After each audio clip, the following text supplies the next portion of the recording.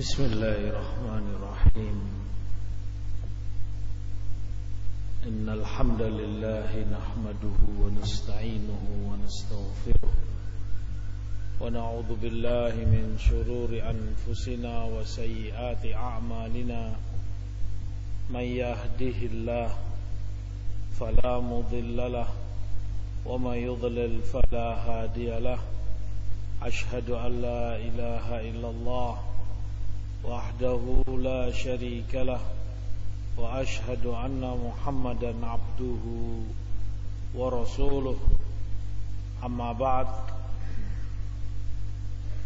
إخوتي في الله rahimani wa rahimakumullah,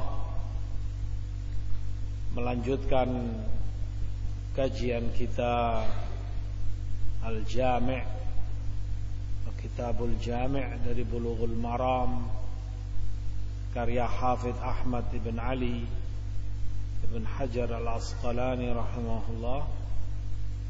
Kita masih pada bab al-birr was-silah, perintah untuk berbakti, berbuat baik dan menyambung hubungan baik. Wa an Abi Ayyub radhiyallahu an, dari Abu Ayyub,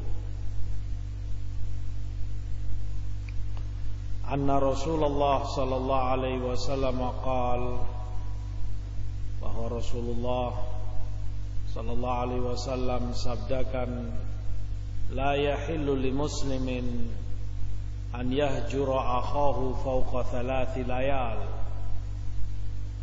Tidak halal bagi seorang muslim untuk menghajar, meninggalkan saudaranya, berseteru dengannya lebih dari 3 malam. Yaltaqiyani fayu'ridu hadza wa yu'ridu hadza, di mana keduanya saling bertemu, namun yang ini berpaling dari yang itu pun berpaling dari yang ini.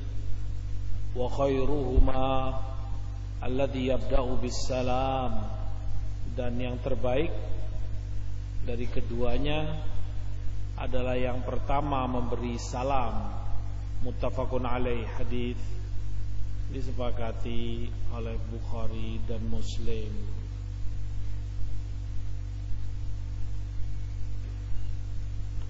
Hadis ini merupakan adab al-birr, bakti seorang muslim kepada saudaranya muslim yang lain, di mana Rasulullah melarang untuk tahajur, saling berseteru, tidak memberi salam, tidak bertegur sapa, permusuhan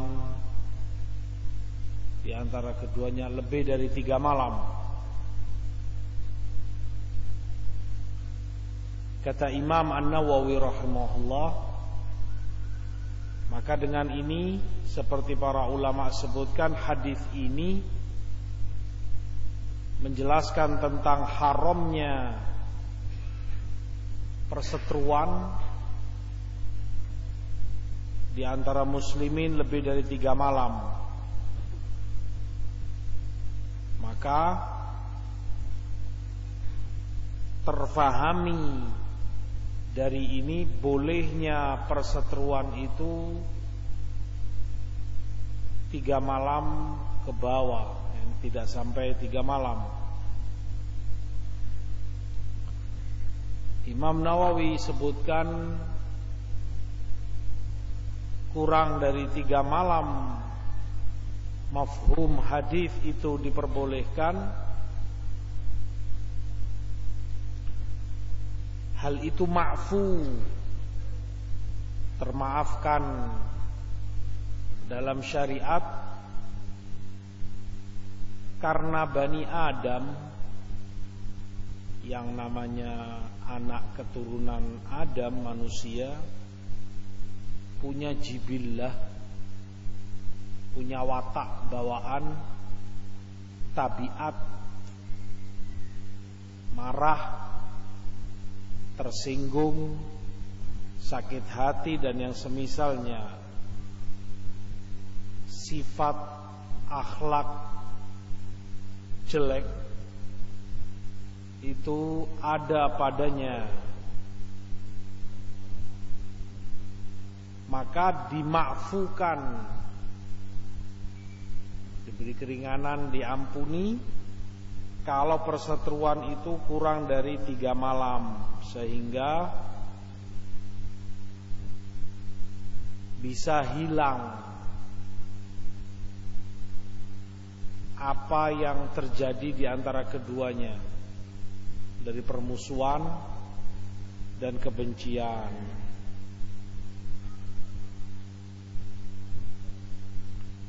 Fayu'ridu hadza wa yu'ridu hadza.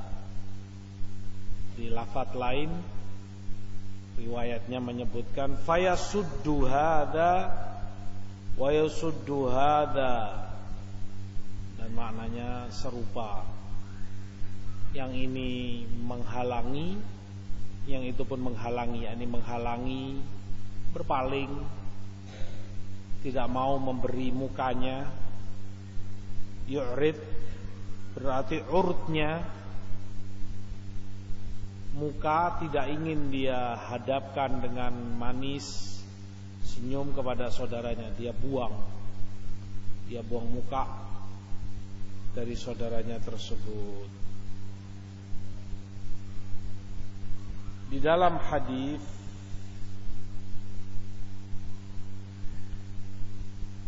larangan tahajur atau hijrah, perseteruan di antara muslimin, kata Hafidz rahimahullah,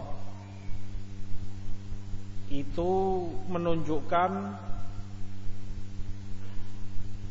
semula yang namanya tahajur ketika seorang muslim meninggalkan saudaranya, baik itu bentuknya perbuatan atau perkataan.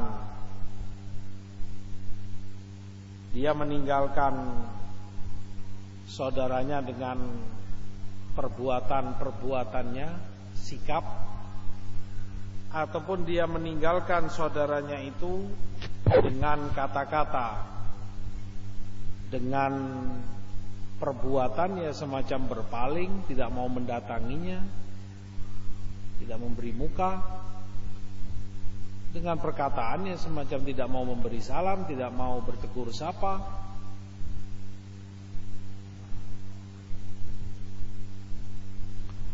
Hadis seperti tersebutkan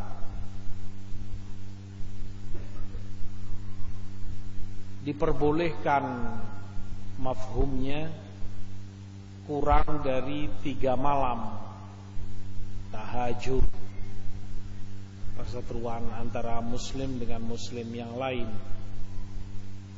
Batas toleransi ini 3 hari ke bawah untuk muraat, sekedar menjaga perasaan manusia. Dia tersinggung, sakit hati, labas, namanya juga orang.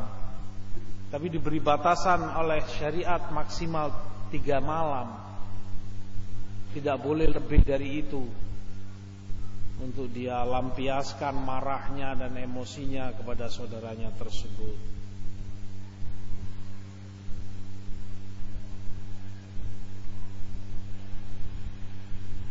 Di dalam hadis ini yang para ulama sebutkan, selama keduanya dalam perseteruan, maka keduanya terus di dalam dosa. Di dalam hadis di Musnad Ahmad, juga Sahih Ibnu Hibban, tersebutkan dari hadits Hisham bin Amir, fa innahuma nakithani 'anil haqq ma dama 'ala siramihima. Keduanya teranggap berpaling dari al-haq. Keduanya teranggap meninggalkan al-haq selama terus dalam perseteruannya. Wa awwaluhuma fai'an yakunu sabaqahu kafarah. Dan yang pertama kembali berbuat baik, berbakti kepada saudaranya, yang pertama melakukan kafarah, dan kafarahnya adalah dengan memberi salam kepada saudaranya tersebut. Dari sini kemudian para fuqaha sebutkan bahwa dosa ini, perseteruan, cukup dan teranggap selesai, hilang dengan hanya memberi salam kepada saudaranya yang bermasalah dengannya. Dengan dia ucapkan salam, assalamualaikum, sudah teranggap keluar dari dosa perseteruan lebih dari 3 malam. Demikian menurut sebagian para ulama. Namun Imam Ahmad rahimahullah punya penilaian lain, di mana beliau katakan tidak cukup, belum teranggap dia itu selesai dari perseteruannya sampai dia kembalikan hubungan antara dia dengan saudaranya itu seperti sedia kala. Kalau sedia kala hubungannya mesra, ramah tamah, ada keakraban, ada kedekatan, ya harus dia pulihkan seperti semula.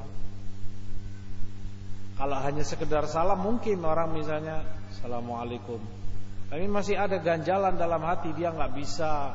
Awalnya masya Allah guyon, namanya teman dekat, ngobrol santai, ada suasana hangat, hubungan baik di antara keduanya. Kata Imam Ahmad, itu yang harus dia kembalikan. Nggak cukup hanya memberi salam kepada saudaranya sementara masih ada kerenggangan jarak antara dia dengan saudaranya tersebut.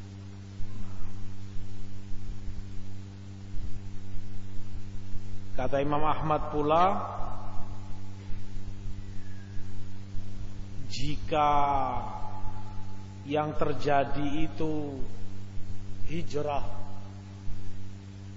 perseteruan dengan kata-kata, dan dia nggak mau bicara, nggak mau bertegur sapa, nggak mau sama sekali, maka juga tidak cukup hanya sekedar dengan salam.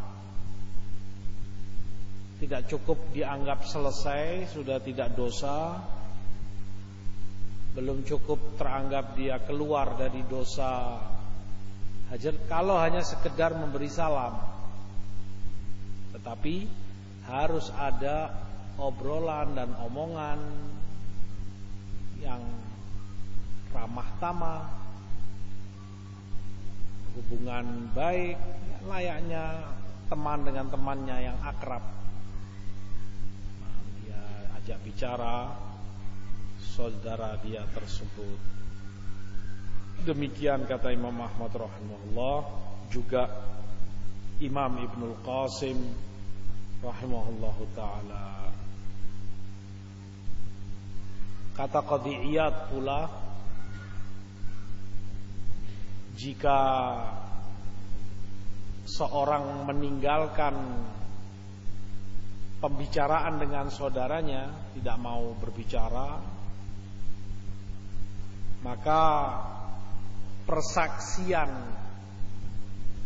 fulan ini tidak kami terima menurut Qadhi Iyad atas saudaranya. Antara Ahmad dengan Zaid, diketahui keduanya ada perseteruan, tidak bertegur sapa, tidak ini. Maka jika Ahmad bersaksi bahwa Zaid berbuat begini, melakukan itu, tidak bisa diterima selama belum pulih hubungan di antara keduanya.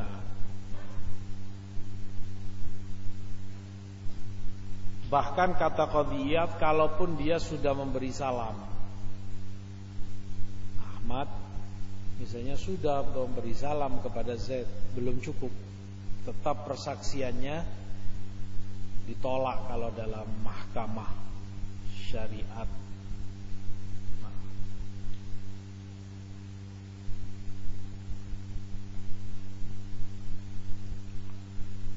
Ikhwati fillah rahimani wa rahimakumullah.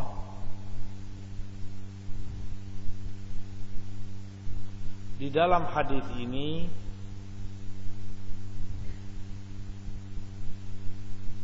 Imam Nawawi sebutkan hadis tidak menjadi hujjah bagi mereka yang berpendapat bahwa kufar, orang-orang kafir, tidak terkena khitab dalam syariat, tidak terkena perintah-perintah, larangan-larangan dalam syariat. Artinya itu hanya ditujukan kepada orang yang beriman saja. Kalau berdalil dengan hadis ini, la yahillu li muslim, dosa perseteruan yang Rasulullah sebutkan tidak halal seorang muslim, berarti orang kafir enggak masuk. Kata Imam Nawawi, tidak benar. Hadis ini tidak menjadi hujjah demikian, bahwa orang-orang kafir tidak terkena larangan-larangan dan perintah-perintah di dalam syariat. Adapun penyebutan muslim di dalam hadis tidak halal bagi seorang muslim, karena memang yang langsung mengemban dan tertuju padanya perintah syariat ya kepada dia, dan dia yang manfaat perintah dan larangan itu bermanfaat ya hanya bagi orang yang beriman, mengimani. Makanya kemudian kepada mereka ditujukan penyebutannya, muslim begini, mukmin begitu, dilarang muslim, hendaknya muslim begini atau mukmin begitu. Tidak berarti yang kafir tidak masuk dalam perintah-perintah atau larangan-larangan tersebut. Tentunya masalah ada khilaf, perselisihan di kalangan ulama. Bagi yang seperti Imam Nawawi menyatakan terkena, yang kafir pun terkena, ya berarti dia dosa berlipat-lipat ganda. Satu kafir, dia tidak beriman, tidak bertauhid, dia dosa yang sangat besar. Plus dosa-dosa dia tertambah ketika dia tidak menjalankan perintah-perintah syariat dan tidak meninggalkan larangan-larangannya, juga menumpuk dosanya kepada si kafir. Kafir itu dosa tersendiri. Plus dia nggak sholat, dosa karena dia nggak sholat, tercatat dalam dosa dia. Dia nggak zakat, dia nggak puasa, dia nggak haji. Misalnya dia minum khamr, dia berzina, semua itu catatan dosa bagi dia.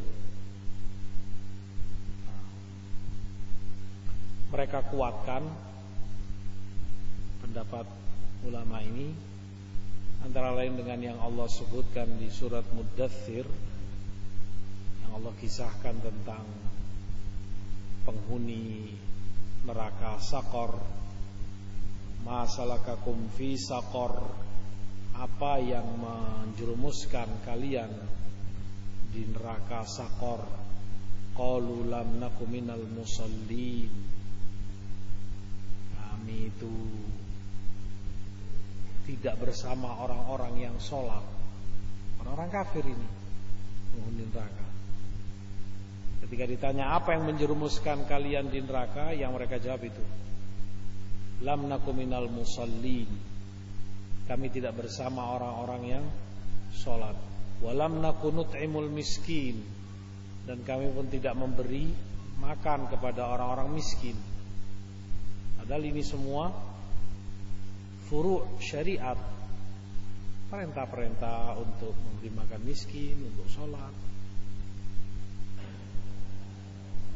Wa kunna nakhudu ma'al khaidin, dan kami ikut berfoya-foya dengan mereka yang berfoya-foya meninggalkan syariat.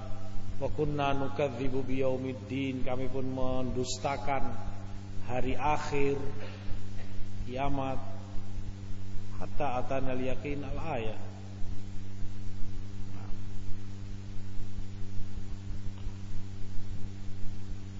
Hadis juga disebutkan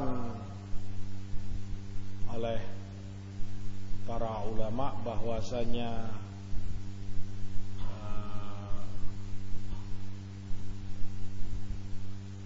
hadis ini seperti kata Imam Ibn Abdul Bar, penyebutan tidak halal, la yahil, tidak halal bagi seorang muslim, berarti itu haram. Ketika dinafikan yang halal, maka keharusannya maknanya berarti dia jatuh kepada yang haram, dan tentunya yang melakukan yang haram berdosa. Kata Imam Ibn Abdul Bar, ijma' para ulama, mereka sepakat bahwa tidak boleh seorang muslim itu berseteru baik dengan perbuatan atau kata-kata dengan muslim yang lain lebih dari 3 malam.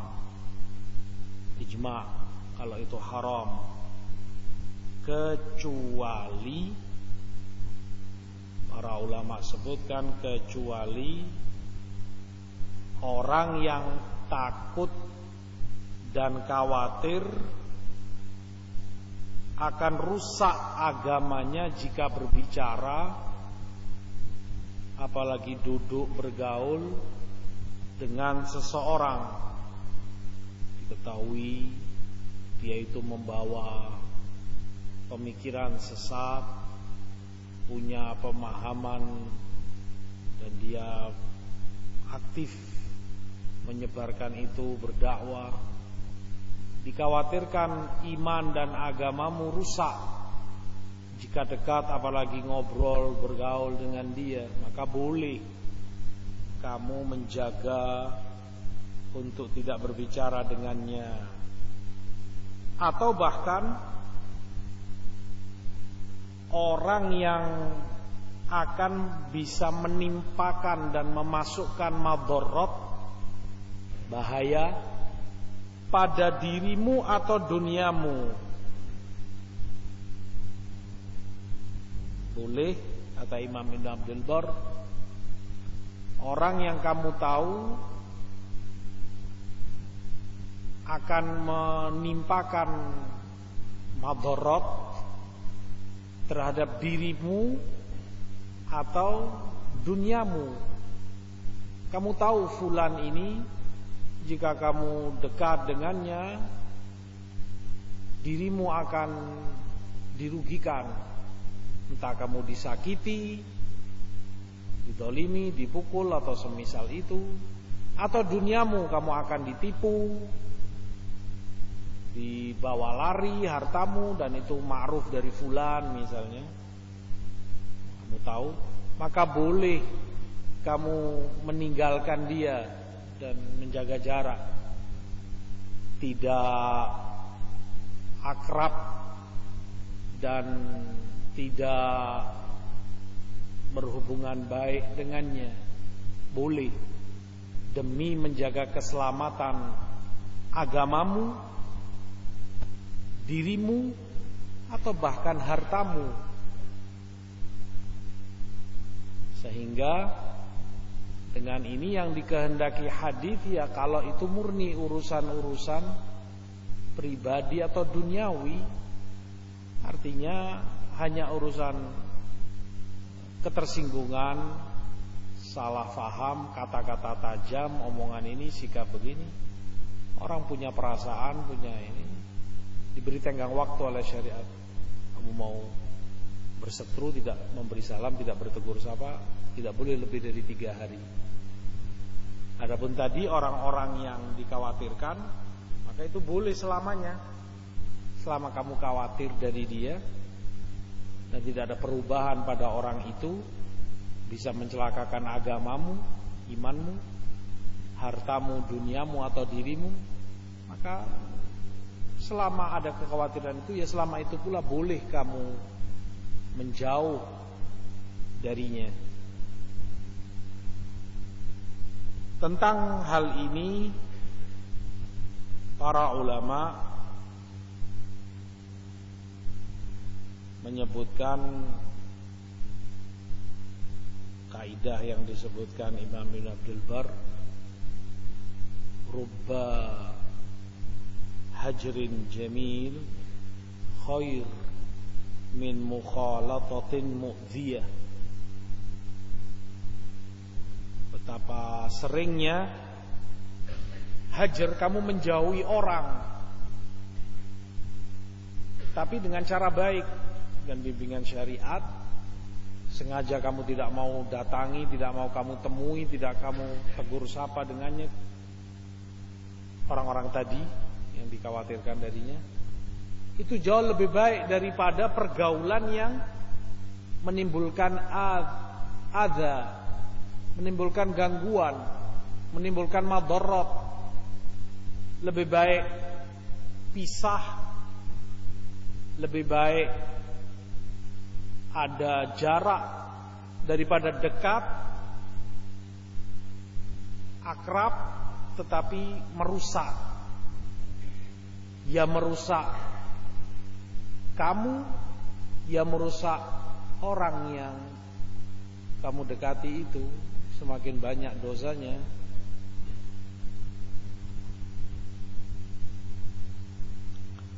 Hanya saja kemudian yang iskal, yang jadi masalah, yang disebutkan dari Ummul Mukminin Aisyah radhiyallahu taala anha, ketika memperlakukan Abdullah ibn Zubair ibn Awam radhiyallahu taala anhum,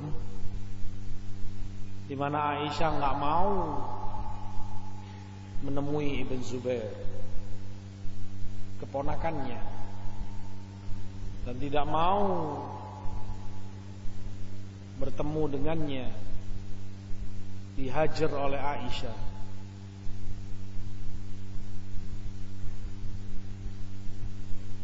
Perkaranya atau sebabnya, ketika Ibn Zubair katakan tentang Aisyah,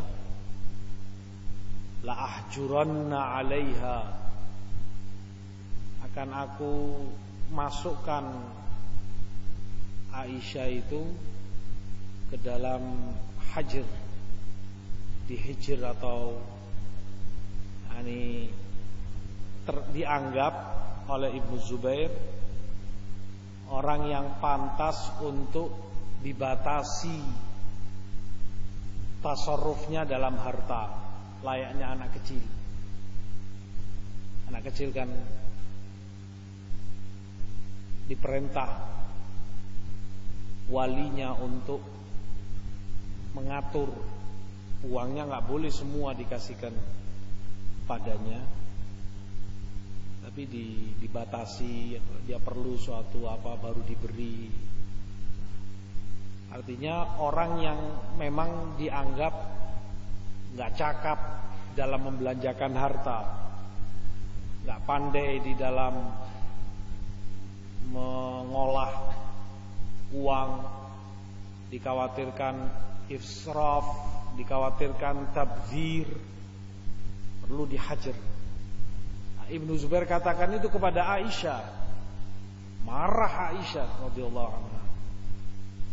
Maka kata Aisyah, tidak boleh Ibnu Zubair bertemu denganku, dan tidak mau Aisyah. Dan lama radhiyallahu taala anha menjaga jarak dari Ibnu Zubair. Padahal Rasul SAW melarang perseteruan semacam ini lebih dari 3 malam. Dan ini Ummul Mukminin radhiyallahu taala anha, yang tentunya faqihah dan alimah.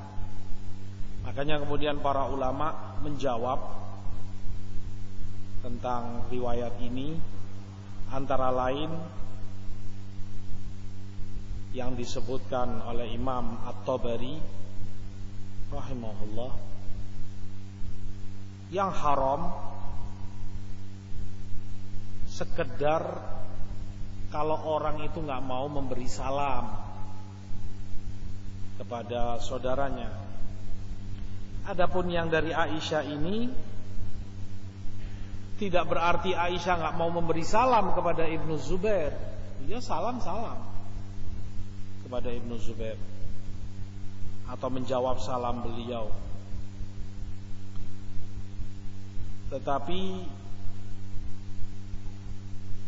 Aisyah lakukan itu karena beliau tidak mengizinkan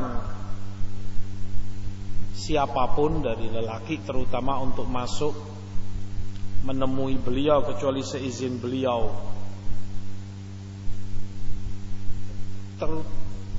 kecuali yang memang punya hubungan mahram dengan beliau, termasuk Ibnu Zubair, karena keponakan anak Asma, saudara Aisyah radhiyallahu taala anhuma. Itu pun Aisyah samakan, harusnya hatta Ibnu Zubair nggak boleh, harus dengan izin Aisyah. Kalau diizinkan bisa temui Aisyah, kalau tidak akan boleh. Dan tidak diizinkan beliau tidak akan boleh menemui Aisyah.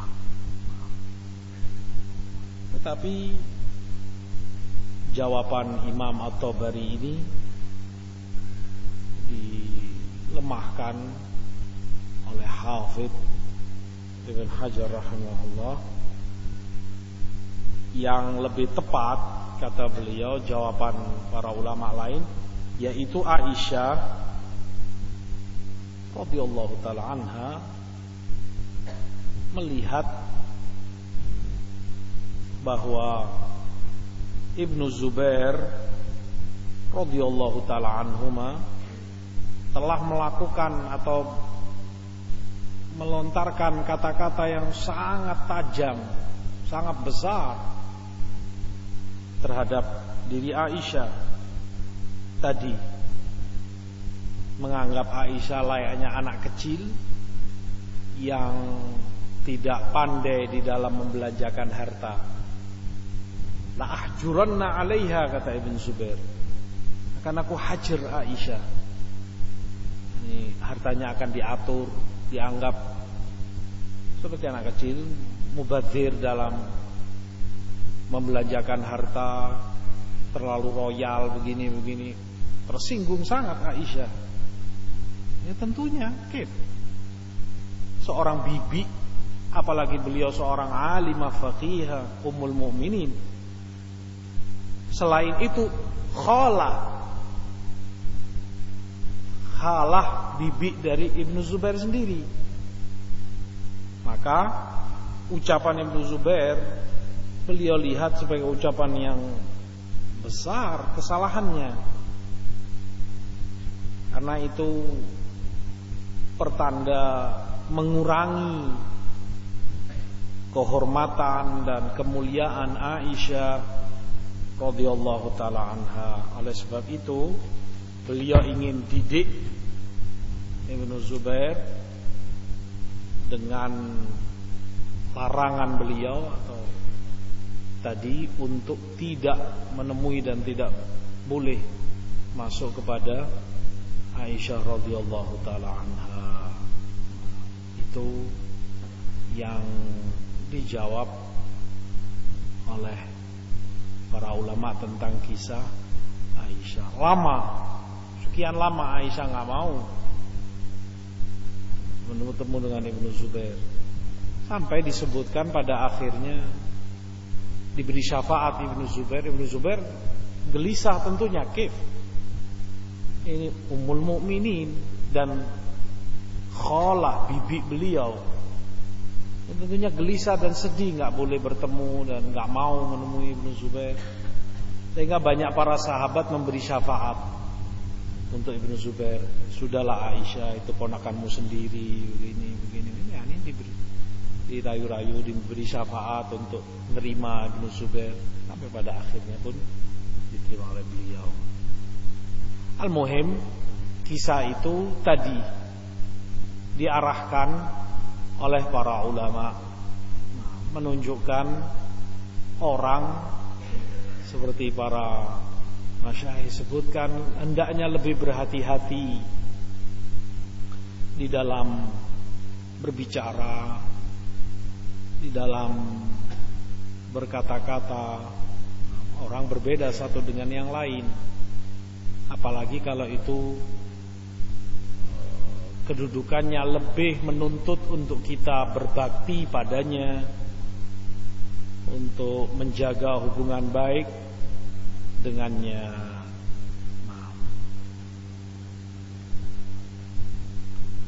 Dan para ulama salaf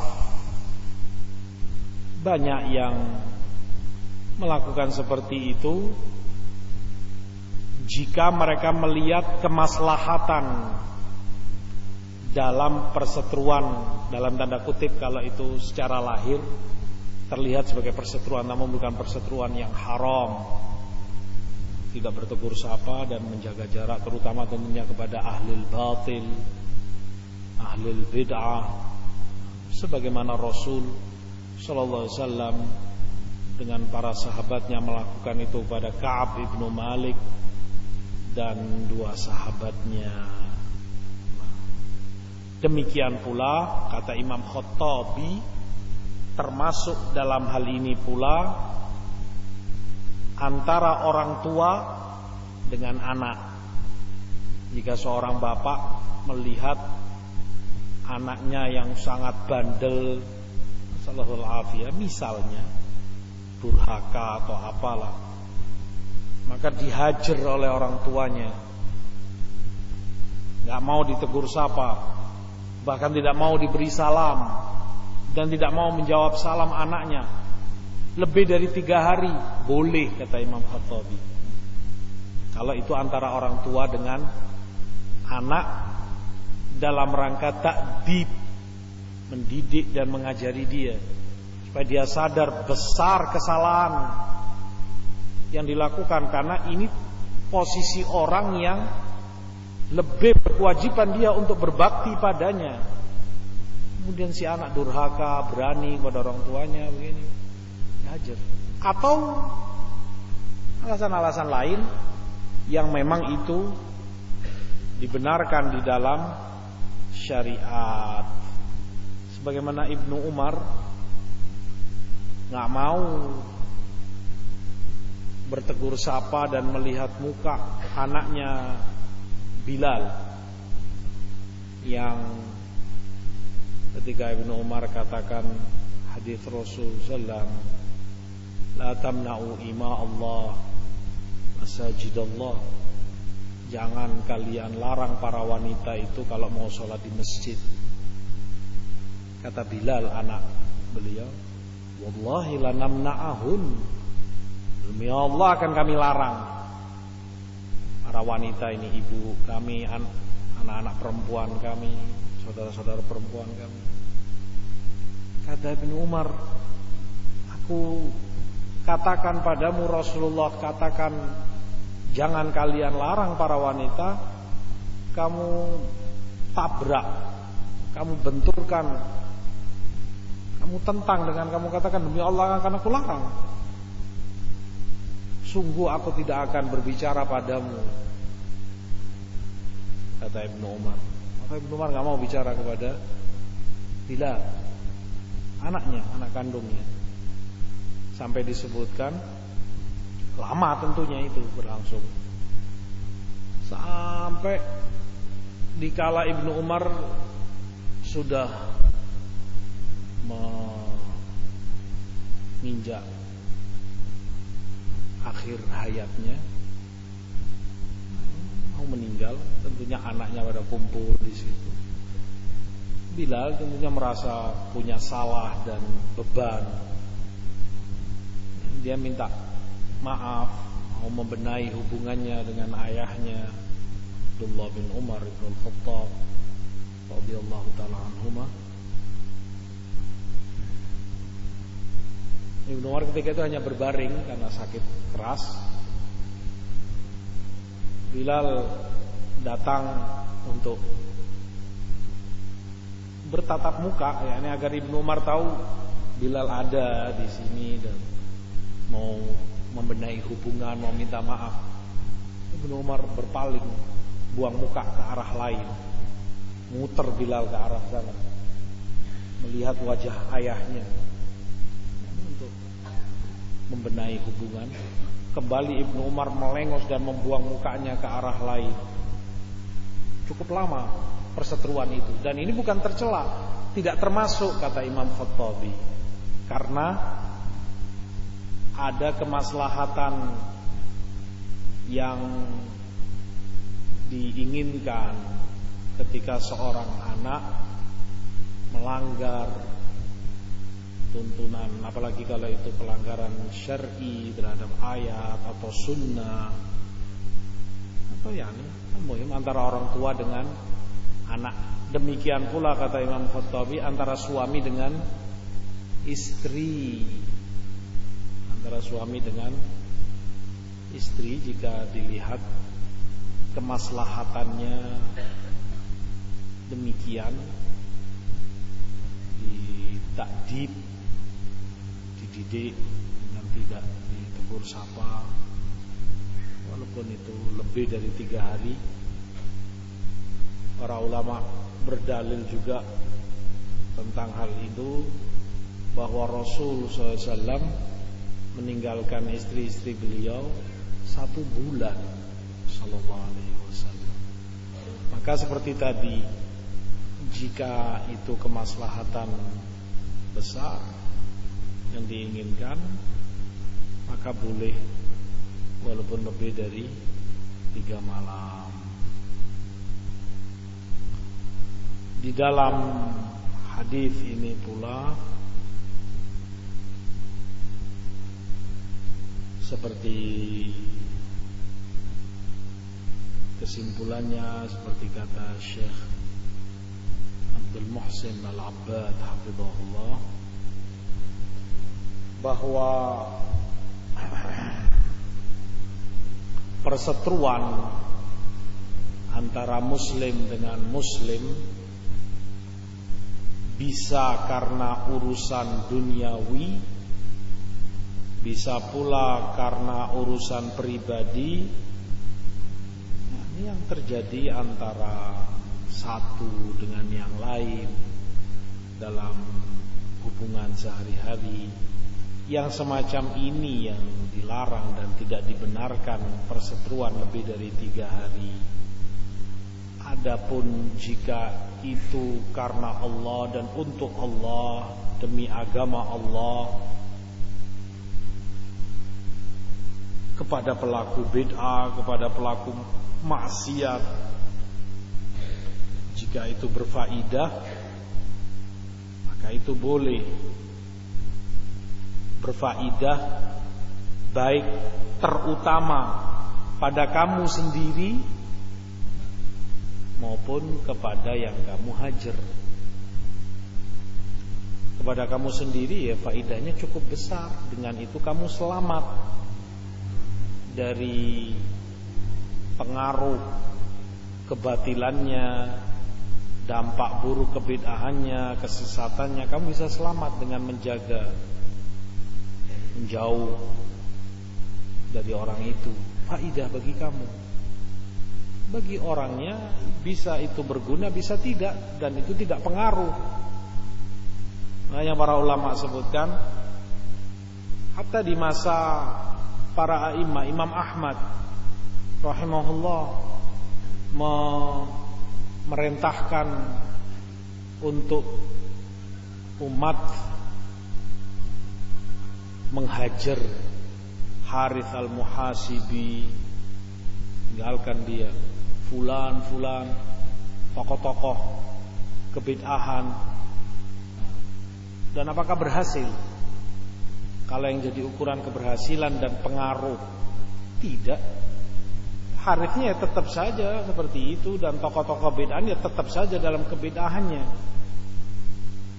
Tidak ada pengaruh dalam artian kemudian dia jerah, kemudian mereka sadar, oh kita salah, diboikot oleh ahlu sunnah, kita ini keliru karena dihajar oleh salafus saleh seperti mereka, kemudian mereka bertobat. Buktinya tidak.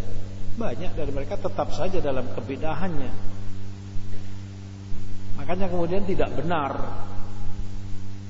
kalau yang dimaksud hanya dibatasi pada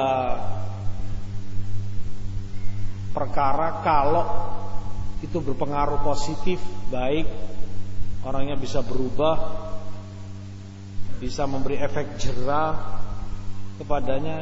Bukan demikian. Maslahat untuk diri kamu sendiri itu juga hitungan tersendiri. Kamu bisa selamat dari kesesatan-kesesatannya. Kembali kepada hadis,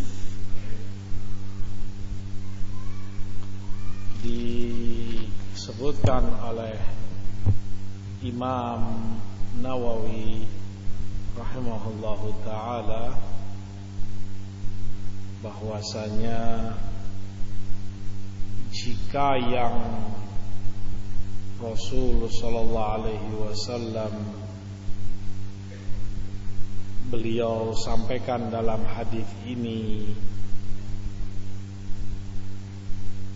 dengan salam itu menyelesaikan perseteruan di antara keduanya, atau seperti kata Imam Ahmad, terlebih mengembalikan hubungan baik di antara keduanya seperti sedia kala. Bagaimana dengan cara-cara lain yang mungkin dilakukan orang untuk menghilangkan dosa perseteruan ini, yaitu misalnya seperti disebutkan oleh Imam Nawawi, kalau dia ngirim surat kepada saudaranya, nah ini di surat itu dia berbicara atau menyampaikan sesuatu yang membuat baik hubungan dia dengan saudaranya tersebut, atau selain itu, yang jelas cara yang dengannya hilang kerenggangan dan jarak yang ada dengan itu, terutama jika mereka terpisah. Yang misalnya yang ini di kota mana atau di negeri mana, yang ini di negeri lainnya atau kota lainnya. Menurut Imam Nawawi rahimahullah, jika memang itu dianggap bisa menghilangkan wahsyah di antara keduanya. Wahsyah itu kalau pada binatang liar, sifat liar, seperti surat, dia surati, atau sekarang misalnya SMS atau email atau semacam itu. Jika dianggap itu bisa menghilangkan keliaran di antara keduanya, hubungan liar, karena orang yang berseteru liar hubungannya.